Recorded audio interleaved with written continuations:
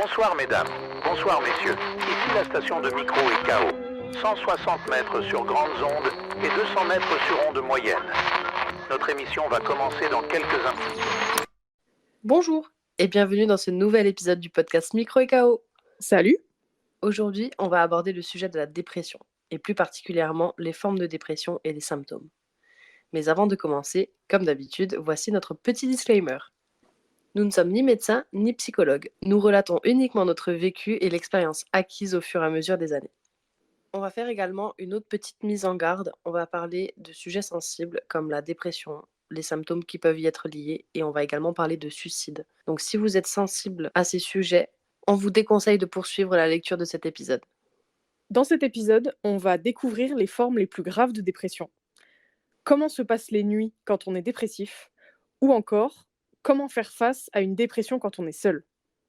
Sur le site de l'INSERM, on trouve une étude qui date de 2017 qui dit que près de 20% de la population souffrirait d'un épisode dépressif au moins une fois dans sa vie. Bon, ça a sûrement dû augmenter depuis, mais c'est l'étude la plus récente que j'ai pu trouver sur l'INSERM. Une petite info intéressante aussi, il faut savoir que l'appellation dépression nerveuse, elle fait appel à toutes sortes de dépressions, qu'elles soient légères, modérées ou sévères.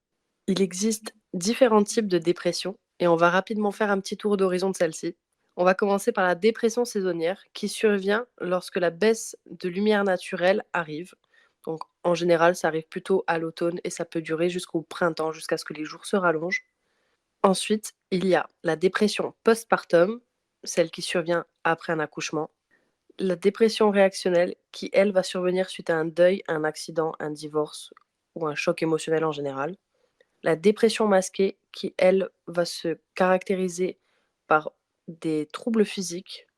Et ensuite, il va y avoir d'autres formes plus graves de dépression, comme la dépression souriante, qui se caractérise en fait par une personne qui va paraître radieuse, souriante et pleine de vie de l'extérieur, mais qui à l'intérieur est dans un chaos émotionnel vraiment très poussé. La dépression souriante fait partie des dépressions qui sont les plus graves, dans le sens où elles sont très difficiles à déceler, autant par les proches que par la personne qui en souffre. Et dans les formes graves, on retrouvera aussi la dépression sévère, qui est le plus haut grade de dépression parmi les dépressions légères, modérées et sévères. La dépression sévère est caractérisée par des symptômes dépressifs communs, et à ces symptômes vont venir se rajouter d'autres signes bien particuliers comme les conduites dangereuses, les psychoses, des forts épisodes de mélancolie et des envies suicidaires. C'est important de savoir aussi qu'il y a des maladies, physiques comme psychologiques, qui peuvent provoquer une dépression. Donc on va avoir les troubles anxieux, les maladies chroniques comme l'endométriose, la sclérose en plaques et bien d'autres, l'alcoolisme, la dépendance à des substances psychotropes ou à certains médicaments de type hypnotique ou anxiolytique par exemple, un problème thyroïdien, des cancers, le diabète ou encore un AVC, donc un accident vasculaire cérébral. Il y a différents types de symptômes qui peuvent caractériser une dépression, mais la chose qui est importante à savoir, c'est que si ces symptômes durent moins de 15 jours, on va parler d'état dépressif, et si ces symptômes durent plus de 15 jours, on va parler là de dépression. Ces symptômes sont l'isolement, une difficulté à se concentrer, une faible estime de soi, des troubles du sommeil. Donc ça va pouvoir être soit des insomnies, soit une hypersomnie, une fatigue intense dans les deux cas, une diminution ou une perte d'intérêt, un ralentissement psychomoteur, une évolution du poids, un amaigrissement ou une prise de poids, des idées noires, des pensées suicidaires dans le pire des cas. Au cours des recherches, j'ai trouvé des infos qui sont assez intéressantes sur tout ce qui concerne la nuit. C'est vrai qu'on a tendance à considérer nos problèmes de sommeil quand on est en dépression comme un symptôme comme un autre, mais en fait, j'ai appris que c'était bien plus important que ça. 80% des patients dépressifs déclarent être insomniaques légers ou sévères. Dans certains cas, c'est l'inverse. Donc, comme tu disais, on dort beaucoup trop, et c'est donc ce qu'on appelle l'hypersomnie. Et le pire, c'est que dans un cas comme dans l'autre, les effets sont les mêmes, donc on éprouve une grande fatigue et une perte d'énergie. Il y a une étude qui a démontré que l'insomnie était plus que juste un symptôme de la dépression, mais bien un signe qui précédait une phase dépressive. Donc en fait, on n'est plus sur un simple lien de cause à effet, mais bien sur une véritable association entre l'insomnie et la dépression. Donc, en partant de ce postulat, en étant dans une dépression, si vous améliorez aussi votre sommeil, ça donnera de bien meilleurs résultats que de juste traiter la dépression en isolé. On peut mettre en place quelques gestes simples, comme par exemple, on peut établir des horaires fixes de lever et de coucher. On ne fait pas de sieste excédant 20 minutes dans la journée. Et on peut essayer de donner à sa chambre une vraie atmosphère de détente. D'ailleurs, j'ai une petite info aussi qui est assez cocasse. Il y a même certaines insomnies sévères où le médecin peut priver son patient de sommeil dans un cadre bien défini, évidemment. Attends, des insomnies. Donc le mec, il dort déjà pas, et le peu de temps où il va arriver à dormir, le médecin va l'empêcher de dormir? Pour justement sûrement le faire tellement épuisé que du coup il va forcément dormir après. C'est fou, hein? T'imagines? On t'empêche de dormir. Peut-être que du coup ça fait l'effet dans le cerveau, tu sais, en mode comme tu sais que t'as pas le droit, du coup t'as envie de dormir, bizarrement. C'est horrible. C'est de la Oui. torture, un peu, non?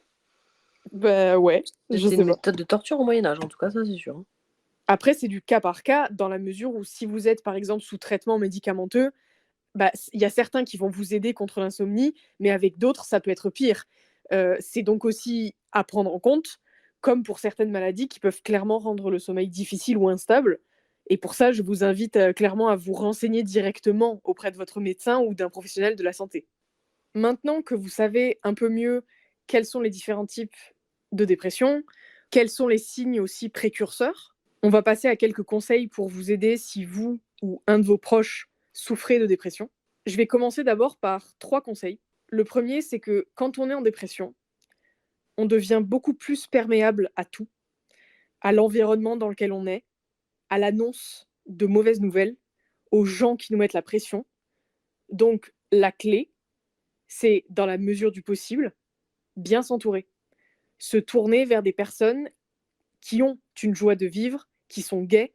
Et même si on ne participe pas forcément à l'événement, la finalité ici, c'est plutôt de s'imprégner de leur bonne humeur.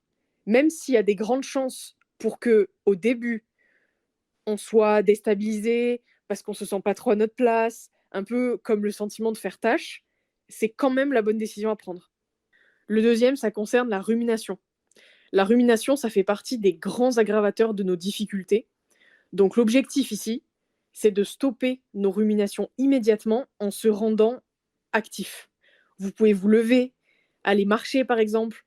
Il faut savoir que l'exercice physique, c'est le moyen le plus efficace contre la rumination. Donc il ne faut pas hésiter à s'activer, même si c'est difficile. Et c'est ce qui m'amène au dernier conseil, ne pas rester inactif. C'est ce qui est selon moi l'objectif le plus difficile, parce que ce qui était avant notre quotidien de vie s'est transformé maintenant en défi insurmontable. Se lever du lit, se brosser les dents, s'habiller, faire le ménage, se doucher, toutes ces choses d'habitude, on a les ressources psychologiques et physiques pour le faire. Et d'ailleurs, généralement, quand on fait un truc qu'on n'a pas hyper envie de faire, à la fin, on est plutôt content de l'avoir fait. Moi, je me dis souvent dans ma tête, allez, ça c'est fait. Et j'ai un sentiment d'accomplissement. Et bah dites-vous que quand on est en dépression, le sentiment d'accomplissement, il n'est pas là. Ça va juste vous sembler désagréable et difficile. Mais c'est là qu'est le piège et il ne faut pas tomber dedans. C'est pour ça que je vous disais que c'était selon moi le plus difficile. C'est parce qu'en fait, les effets sont pas immédiats, mais plutôt sur le long terme.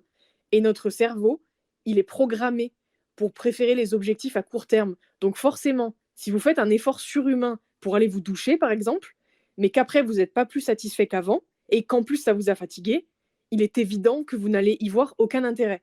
Et en fait, c'est là que le point de bascule est. Il faut que vous acceptiez que vous n'allez pas être content. Et une fois que vous avez intégré ce principe, vous ne le voyez pas, mais en fait, vous êtes en train petit à petit de remonter la pente. L'un des trucs d'ailleurs les plus faciles à faire, c'est l'effort physique. Donc, on en revient encore au basique. La marche, par exemple, c'est exactement comme avec la rumination. Pour bien traiter une dépression, il faut avant tout avoir un bon diagnostic. Et pour avoir un bon diagnostic, vous pouvez vous rendre soit chez un psychologue, un psychiatre ou même votre médecin de famille. Ils pourront diagnostiquer si vous avez une dépression ou non, ainsi que la sévérité de cette dernière. À savoir que pour les dépressions légères à modérées, un suivi chez le psychologue peut simplement suffire, mais si vous avez besoin de mettre en place un traitement médicamenteux, il faudra vous rendre soit chez un psychiatre, soit chez votre médecin de famille, qui eux sont habilités à vous prescrire un traitement. Concernant les thérapies qui peuvent vous aider, vous pouvez entreprendre un travail chez un psychologue en cas de dépression légère à modérée. Et pour les dépressions sévères, je vous conseille directement d'aller voir un psychiatre qui pourra lui effectuer une prise en charge médicamenteuse et éventuellement vous conseiller, si nécessaire, une hospitalisation complète ou alors des consultations en hôpitaux de jour dans lesquels sont souvent mis en place des ateliers thérapeutiques, par exemple des thérapies de groupe, de l'art-thérapie, des ateliers d'écriture, etc. Il y a quand même un large éventail d'ateliers thérapeutiques qui peuvent vous aider dans ces structures. Au niveau des thérapies disponibles, il y a également la TCC, donc la thérapie cognitive et comportementale, ou l'EMDR, qui peuvent vous aider dans votre prise en charge si votre dépression est liée à un traumatisme, à un choc émotionnel ou alors à un syndrome de stress post-traumatique.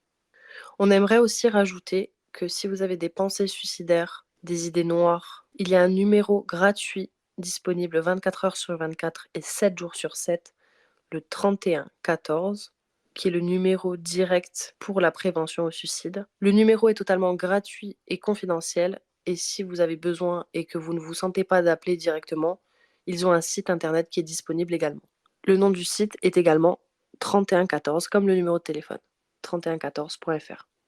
On vous a aussi regroupé quelques conseils pour vous aider à sortir de la dépression si vous êtes seul. Évidemment, vous pouvez aussi appliquer ces conseils si vous n'êtes pas seul, mais là, on a filtré pour essayer de donner un coup de main aux gens qui malheureusement n'ont pas la chance d'être entourés. Pour commencer, évidemment, consulter un psy ou votre médecin de famille, c'est la première des choses. Je sais qu'en plus, il existe des possibilités pour avoir des séances gratuites ou remboursées partiellement aussi, donc je vous invite à vous renseigner. Vous pouvez faire les choses que vous aimiez faire avant. Par exemple, écouter un album, lire un livre, faire du sport, faire une promenade, prendre le soleil, ça c'est vraiment important, ou même faire de la luminothérapie, appeler, une amie, prendre un bain, enfin, en bref, vraiment n'hésitez pas à faire les choses que vous aimiez faire avant. Essayez d'adopter une alimentation qui va vous faire du bien à la tête, mais surtout au corps. Faire de la relaxation, donc le yoga, la sophrologie, la relaxation, toutes ces activités, en fait, elles vont vous aider à vous détendre. Elles peuvent aussi vous fournir un boost d'hormones, notamment avec le yoga. C'est comme le sport, du coup. Le fait de bouger votre corps va vous activer la sécrétion d'hormones comme les endorphines ou la sérotonine, par exemple. Évitez de boire de l'alcool ou de consommer des drogues illicites parce que ça peut vraiment aggraver la dépression. Si vous ne pouvez pas consulter un psy, essayez au moins d'en parler à votre médecin, qui aura peut-être des solutions à vous proposer. Et vous pouvez aussi aller écouter des témoignages de gens qui s'en sont sortis. Vous pourrez en trouver avec des associations, par exemple France Dépression, ou des groupes Facebook peut-être. N'hésitez pas en fait à aller parler à des gens qui sont déjà passés par là, parce qu'ils peuvent vous donner une nouvelle vision des choses, ils peuvent vous donner des astuces, et ça peut peut-être vous aider. On va aborder aussi le sujet de la dépression et de l'âge.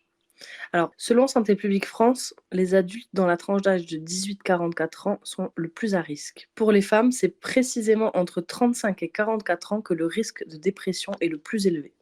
Une chose aussi dont on n'a pas parlé, c'est de la dépression chez l'enfant. Alors, ça existe, c'est beaucoup plus rare que chez les adultes, mais ça existe également.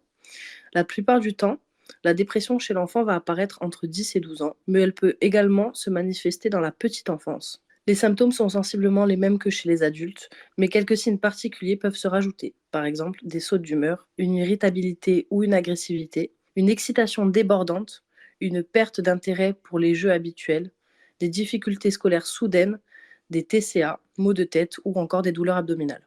Concernant les causes de la dépression infantile, on va pouvoir en retrouver plusieurs, comme par exemple le terrain génétique, le tempérament, par exemple l'hypersensibilité, être HPI, TDAH ou même TSA, des problèmes de santé, donc des pathologies chroniques avec des longs traitements, un environnement familial particulier comme de la maltraitance ou de la négligence, un stress ou une anxiété, ou même tout simplement un changement environnemental.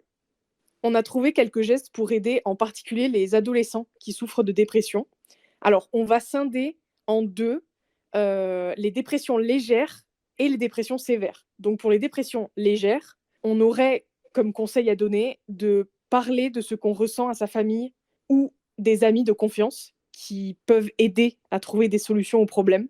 On a aussi écrire sur un papier les problèmes qu'on vit, les sentiments, les pensées et même les solutions possibles, si ça peut aider à mieux comprendre ce qu'on est en train de vivre. Et évidemment, en parler à son médecin de famille ou à un professionnel de la santé qu'on aurait potentiellement dans notre entourage. Pour les dépressions sévères, cette fois, on va avoir tous les gestes qu'on fait déjà pour la dépression légère, mais à ça vont venir du coup s'ajouter la TCC. Donc, comme on disait plus haut, c'est la thérapie cognitivo-comportementale, qui est un des traitements efficaces chez les ados. Donc, orientez-vous peut-être vers ça en premier. Il y a aussi la thérapie interpersonnelle, donc la TIP, qui est elle aussi efficace. Alors, par contre, malgré le fait qu'elle soit vraiment répandue aux États-Unis, elle est encore malheureusement très peu connue en France, où elle est pratiquée que par un nombre restreint de professionnels. Et c'est dommage parce que, en fait, des études ont prouvé son efficacité tant chez les enfants et les ados que chez les adultes. En fait, elle consiste à venir identifier le dysfonctionnement interpersonnel afin d'aider le patient à y remédier. Donc, je vous invite clairement à vous renseigner si vous voulez une explication plus complète et en détail. Et du coup, pour finir, les médicaments antidépresseurs qui sont souvent utiles pour surmonter la dépression sévère, bien qu'ils ont l'air moins efficaces chez les ados que chez les adultes, ça n'en reste pas moins une solution. Et pour ça, par contre, il faut en parler à son médecin obligatoirement. Quand je dis que les antidépresseurs sont moins efficaces chez les ados, c'est quand même important de souligner que si vous êtes médicamenté, en fait, ce qui est le plus payant dans votre cas, c'est de coupler ça à des techniques antidépressives comme celles qu'on vient d'énoncer plus haut, genre la TCC. Ça serait cool aussi d'aborder le sujet de l'autosurveillance. Dans le cadre d'une dépression légère ou même sévère, c'est important. Pour ça, il va falloir apprendre à savoir décrire ce qu'on ressent.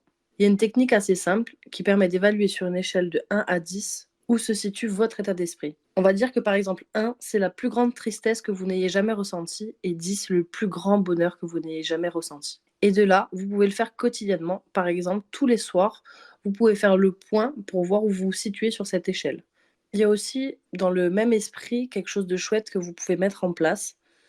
C'est par exemple, au lieu de le faire mentalement, c'est de l'écrire par exemple dans un carnet pour pouvoir ensuite retracer un petit peu comment vous vous sentez au fur et à mesure des journées et des semaines qui passent et pouvoir quand même garder une trace. Je trouve ça vraiment intéressant de l'écrire. Moi, par exemple, je sais que c'est quelque chose que j'ai mis en place dans mon quotidien et que je fais maintenant depuis plusieurs mois. C'est qu'en fait, je le fais, mais avec des couleurs. Chaque couleur correspond à un chiffre de cette échelle. Et du coup, c'est plus facile après. Moi, je suis très visuelle, donc ça m'aide mieux à voir un petit peu comment mon mood évolue de semaine en semaine. Je trouve ça intéressant de voir, ah ben tel jour il s'est passé ça, c'est vrai que mon mood il était comme ça, et puis de voir ce qui évolue un petit peu au fur et à mesure des semaines et selon les événements qui se sont passés dans ma vie en fait. Ouais, c'est vrai que c'est vachement intéressant parce que tu peux aussi te rendre compte si, par exemple, à côté, tu tiens, admettons, comme un journal où tu racontes un peu ce qui s'est passé dans ta journée, ça peut être aussi vachement cool de voir ton évolution par rapport à comment tu vas vivre les situations. Tu vois, par exemple, si t'arrive, un truc pas cool, pendant le mois dernier et que vraiment ça a été une journée où tu l'as très, très mal vécu, il se peut que depuis tu fait du chemin et que depuis tu évolué et que tu sois en meilleure santé mentale, autant il va t'arriver la même chose et bah, peut-être que ta journée n'en sera pas du tout, impactée quoi. De la même manière en tout cas. Non, non, mais tout à fait, franchement, moi je suis vraiment adepte de ce genre de méthode pour avoir vraiment un suivi parce que, OK, c'est cool de le faire mentalement avant de se coucher, mais moi je sais que par exemple j'ai une très mauvaise mémoire, donc du coup en fait j'ai pas de traces par la suite et j'aime bien avoir des traces de ça pour voir un petit peu comment ma santé mentale elle évolue en fait. Ouais, c'est cool. Pour ce dernier point sur les trucs utiles qu'on peut mettre en place quand on est en dépression, on va parler de l'importance du changement et on va vous donner quelques raisons de changer. Le changement de base, il fait peur, qu'on soit en bonne santé mentale ou non. On est des êtres d'habitude et on n'aime pas forcément sortir de notre zone de confort. Quand on est en dépression, ça devient particulièrement difficile parce que forcément, on ne pense pas avoir l'énergie nécessaire pour affronter la nouveauté ou encore mettre de nouvelles habitudes en place. C'est pourquoi c'est hyper important de vous encourager vous-même et de ne pas perdre de vue pourquoi les changements méritent l'effort que vous êtes en train de faire. Tout d'abord, il faut réaliser que le changement vous apporte avant tout de nouvelles expériences. Si vous continuez à faire ce que vous avez toujours fait, c'est peut-être normal du coup qu'on ne voit pas le changement et qu'on se sente toujours pareil. C'est aussi normal qu'au début, les nouvelles expériences ou les nouvelles habitudes qu'on est en train de mettre en place peuvent paraître un peu bizarres, stressantes. Ça fait partie du processus, mais ce qui va être surtout intéressant et amusant, c'est que par la suite, on va pouvoir découvrir de nouveaux points de vue, d'autres chemins dont on n'avait pas conscience avant. Et c'est des choses qui méritent vraiment d'être vécues. C'est également grâce au changement qu'on va pouvoir apprendre de nouvelles compétences. Quand on fait toujours tout de la même manière, surtout quand ça ne fonctionne pas, c'est d'autant plus difficile d'apprendre de nouvelles choses. Et surtout, on peut avoir l'impression d'être bloqué, qu'on n'a pas le choix et que ça sera toujours pareil. Mais en fait, quand on essaye de nouvelles choses, on a le choix. Le changement, ça va aussi vous apporter de la force. On a souvent l'impression que le problème est à cause des autres et c'est pour ça qu'on ne veut rien faire. Sauf qu'en fait, ne rien faire, ça rend impuissant, désespéré face à la situation. Il y a des choses qu'on peut contrôler, comme nos actions par exemple, et quand on fait des efforts pour changer ça, on reprend le contrôle et on devient plus fort. C'est sûr que là, comme ça paraît un peu plus clair que oui, le changement, c'est positif, mais ça n'en reste pas moins difficile à faire, hein, on s'entend. Donc, si on devait donner des conseils pour s'aider à commencer, déjà, on pourrait dire qu'il ne faut pas hésiter à aller chercher l'information dont on a besoin. Par exemple, le fait d'avoir écouté cet épisode jusque-là, ça, c'est le parfait exemple. Et ben, faut continuer et essayer de trouver ce qu'on a besoin de savoir pour apporter des changements dans notre vie. Pour ça, maintenant, il y a les podcasts, il y a les vidéos, il y a des livres, il y a même les gens autour de nous. Mais par contre, ce qui est important, c'est de chercher les bonnes informations. Si vous n'êtes pas sûr de certaines informations que vous avez trouvées, il va falloir demander à vos proches ou même à une personne de confiance. Il ne faut pas avoir peur de poser des questions. Un second conseil tout aussi important, c'est d'aller chercher le soutien nécessaire. Dans ce cas-là, il faut vraiment que vous essayiez de chercher des personnes en qui vous avez confiance et qui vous aideront à apporter des changements dans votre vie. Ça peut devenir des atouts parce qu'ils peuvent vous aider à trouver des stratégies, même à vous donner des commentaires utiles et surtout féliciter vos efforts. Les personnes qui, à l'inverse, vont vous dire des trucs du style «Oh, ça va, remets-toi», ça, c'est les gens à fuir. Et le dernier conseil, qui est facile à dire mais plus difficile à faire, c'est d'être patient avec soi-même. Le changement, ça prend du temps. Et c'est important du coup de se fixer des objectifs réalistes avec le temps nécessaire pour le faire. Déjà, donne-toi le mérite d'avoir essayé. Il y a beaucoup de gens qui malheureusement n'arrivent pas à trouver le courage d'essayer par peur d'échouer. Sauf que les choses ne réussissent pas toujours la première fois et qu'il faut aussi mettre à profit les fautes commises parce que ça fait aussi partie de l'expérience. Une habitude, ça met beaucoup de temps à être mise en place.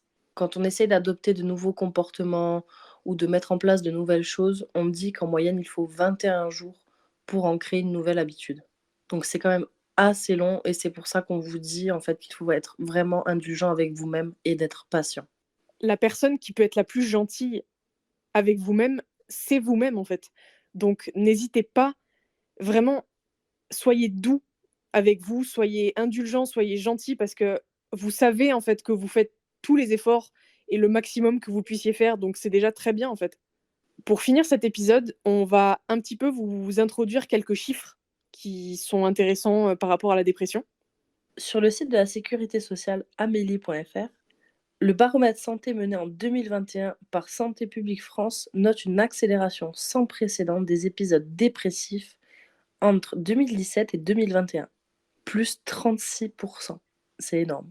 En particulier, chez les jeunes adultes, les épisodes dépressifs ont touché un jeune adulte sur 5, dans la tranche d'âge 18-24 ans. En 2021, plus d'un quart des jeunes femmes dans cette tranche d'âge ont déclaré avoir vécu un épisode dépressif dans l'année.